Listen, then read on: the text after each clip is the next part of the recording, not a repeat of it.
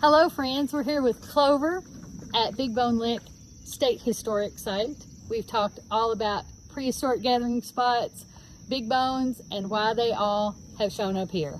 We hope you will too someday. Listen along.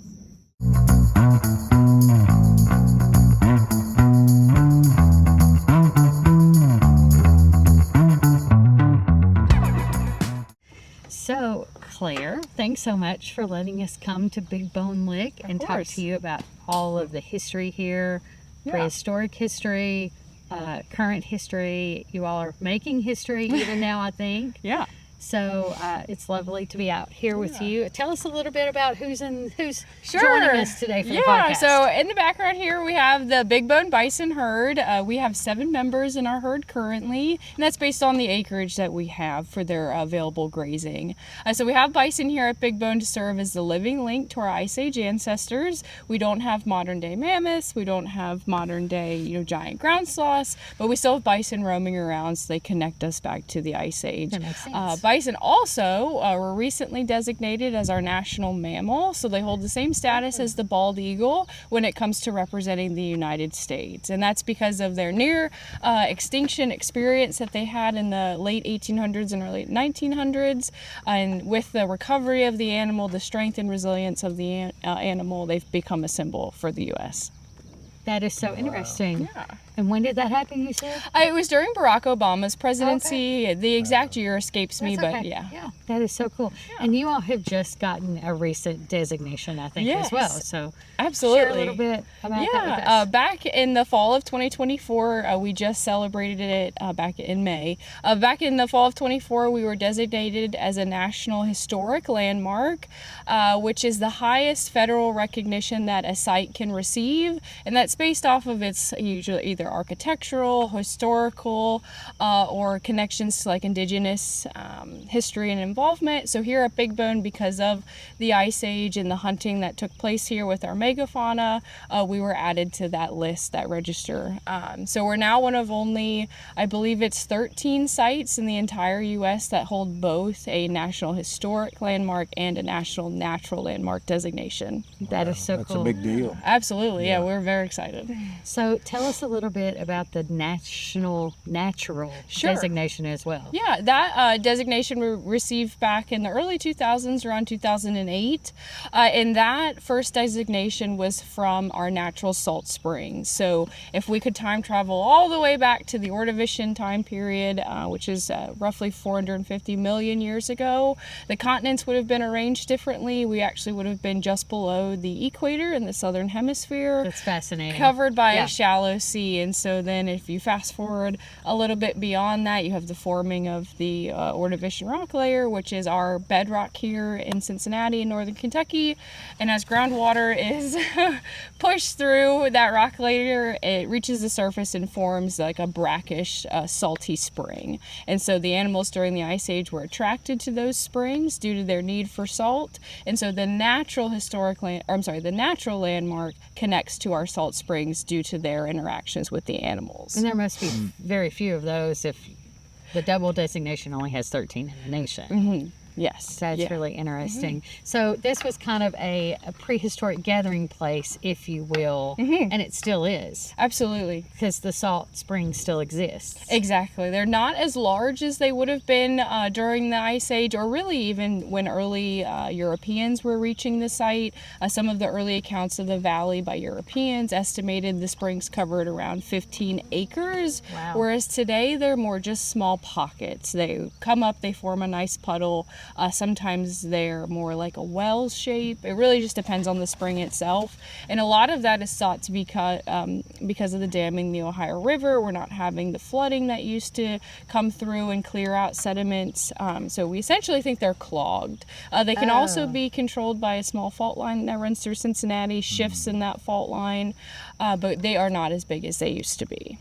This is just a fascinating place because you've got the geology of the place.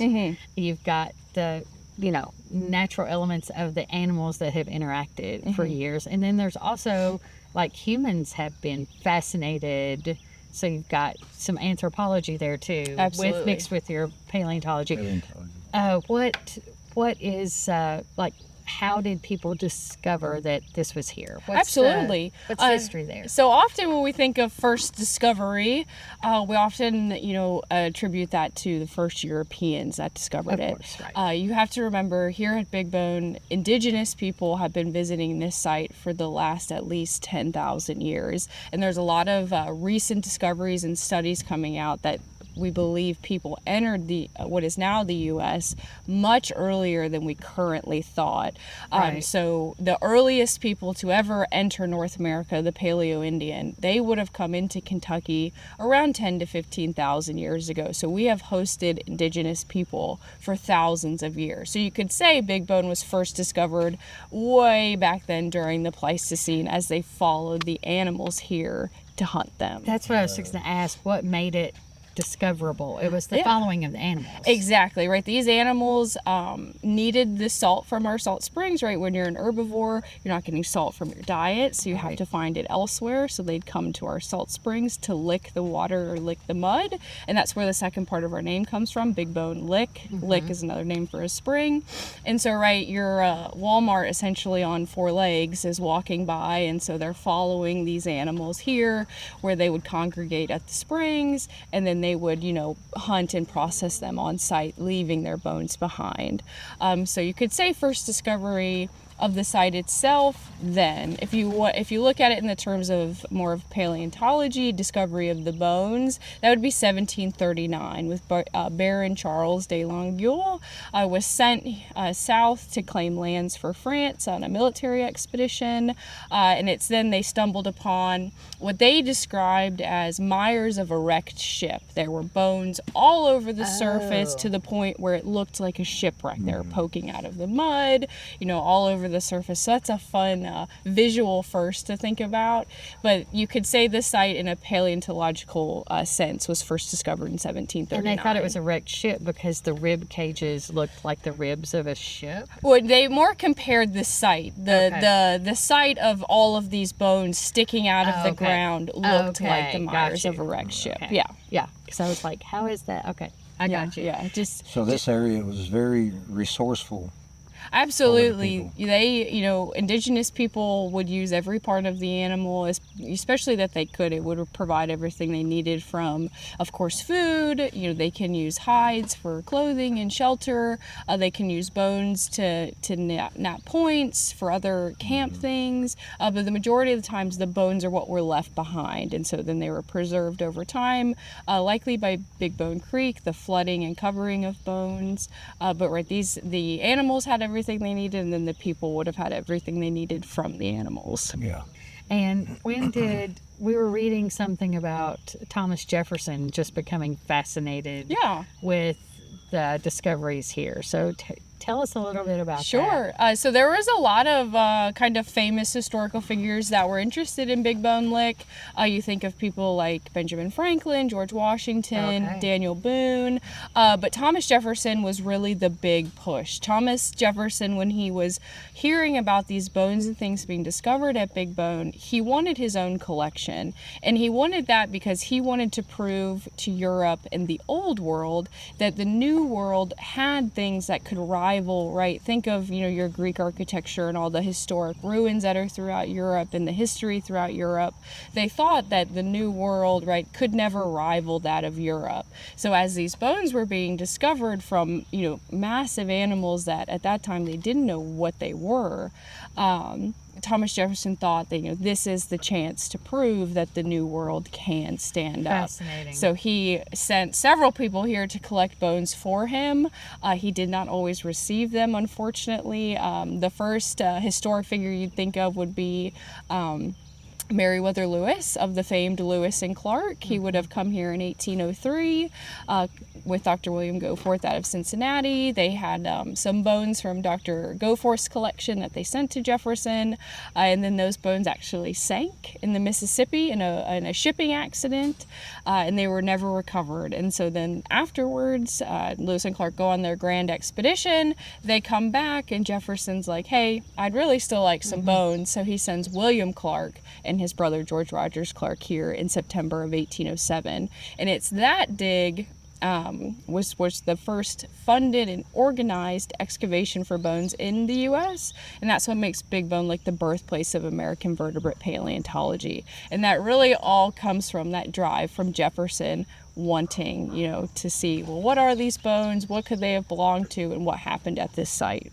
So he was we may not have the relics of civilization past, but we have the relics of nature past. Right. In trying to, that's fascinating. Yeah, and you can actually still see today at Jefferson's home at Monticello some bones that were collected here from Big Bone. They're in the front entry hall. Wow. Yeah. Super cool. And so this was the birthplace of paleontology for America. Of vertebrate paleontology. Okay. Yeah. Okay. So interesting. So are there still active discoveries being made? We haven't had a dig since pre-COVID. The pandemic kind of made it difficult for universities to get out here. But we do still find things. The creek is turning out things, if we get heavy rains. Recent discoveries mostly have just been bison. We call it modern bison, so maybe 600 to 1,000 years old. But myself, I found a mastodon tooth a couple years ago, a mastodon tusk the year before that. So you never know what is still out there. There's still, stuff hiding in the banks and underground. Yeah. So we're still making discoveries. If you're a visitor, thank you for all that wonderful history and explanation of what you all have been designated as. For sure. If you're a visitor, what can you expect when you come to Big Bone Lake? Sure. So the great thing about Big Bone is you don't have to pay any admission. There's no parking fees. There's no museum fees. It's completely free to visit. So it's an incredibly affordable family trip. You can do a day trip and spend the day or camp. We do have a campground. Our 62-site campground offers water and electric. It has a small swimming pool, bathhouse, and then a playground. If you're just going to come for the day, though, we have around 4 miles of hiking trails. The trail back here to the bison is paved, which is great. We also have a small paved trail that goes down to our salt springs. That's about half a mile of a loop. But if you're not in for any of the big hikes, you can obviously come back here and see the bison. We have tennis courts, basketball courts. We have a couple playgrounds, an orienteering course, and then, of course, our museum, which is open every day from 9 to 4. Wow, that's a lot. It is a lot. Yeah. So you mentioned you grew up camping here. Yes. So you know that, I'm sure you said 62 sites? Yes, 62 sites. That's pretty great. Yeah. Now, there are interpreters on staff that can talk to people if they have any questions and explain and things like that. And then you will have, of course, a wonderful website that gives you information as well. Why don't you introduce the herd to us? Sure. I know you were calling some of them by name. Yeah. So of the members in the herd, we do like to name the adults. The kids that come really enjoy that. But also, you wouldn't think it necessarily just by looking at them right now, but each of the bison, little it's like burp they there. know you're talking about them. Each of the bison, they really have distinct personalities. Some are very friendly, some are really feisty, so it depends. So our big guy here, the main man of the show, is Royal Henry. He's the herd bull. He turned 16 this year, and he weighs a full 2,000 pounds. So male bison today top out around a ton. And Henry is about ideal of a bull as he could be. He's got a great temperament, great appearance, and he does well when the calves arrive. We add that royal tag onto his name based on his lineage. So Henry's grandfather, his name was Chief Joseph. He was purchased out of the Yellowstone herd for a record-setting price for $100,000. Oh, wow. He was one of the last 3,000-pound bison removed. And with that, Chief Joseph had one run of calves, one of which was Little Joe, Henry's father. And then Chief Joseph was actually struck by lightning and killed within, I think, the first year of that person having him. Yeah. Wow. So we feel very lucky to have Henry, and especially with those connections to Yellowstone and the 3,000-pound bison. That trait was lost with the genetic bottlenecking and near extinction of bison and at the end of the 1800s. So we're very lucky to have him. Now next to Henry, number 33 there is Shorthorn. Shorthorn is the herd matriarch. She is my personal favorite. She is very sweet compared to the rest for a wild animal. Her mother, who we used to have, whose name was Stubby, they're both named because they have very short horns. It's from a genetic condition. But Stubby was the last original herd member from when we got them in 1990. So when she passed away, Shorthorn filled that matriarchal role. Bison will always be led by a lead or dominant female because normally the males would not be with them year round. Other than that, we have Miss Clover here. She is my feistiest girl. She was the one that was grunting at us when we first got back here. She's actually part woods bison. So there's two subspecies of bison. Plains bison are what we have mostly here in the US, and then woods bison, which live more up into Canada towards Alaska. With that, woods bison are a little bit bigger and a little bit feistier, and she lives up to that.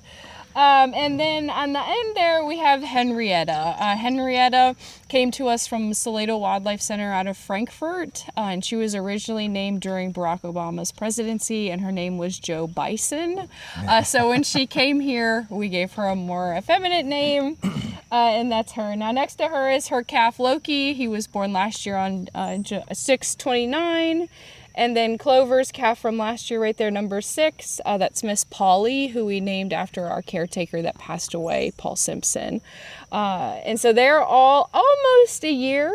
And then we have one more Missy who's in the back there, and she actually doesn't have a name. I don't believe our previous caretaker planned to have her in the herd for much longer. I'm going to keep her a little bit longer, so I need to come up with a name for her. But that's everybody in the herd for now. So maybe people can send in name suggestions. Yeah. I don't know. You never know. Yeah, we do that sometimes with the calves. Yeah, you had mentioned acreage per head. So how many acres does it take for a 2,000-pound bison? Yeah. So here, thrive? a lot of it depends on your rainfall, of course. So here in the Ohio River Valley, we thankfully get plenty of rainfall.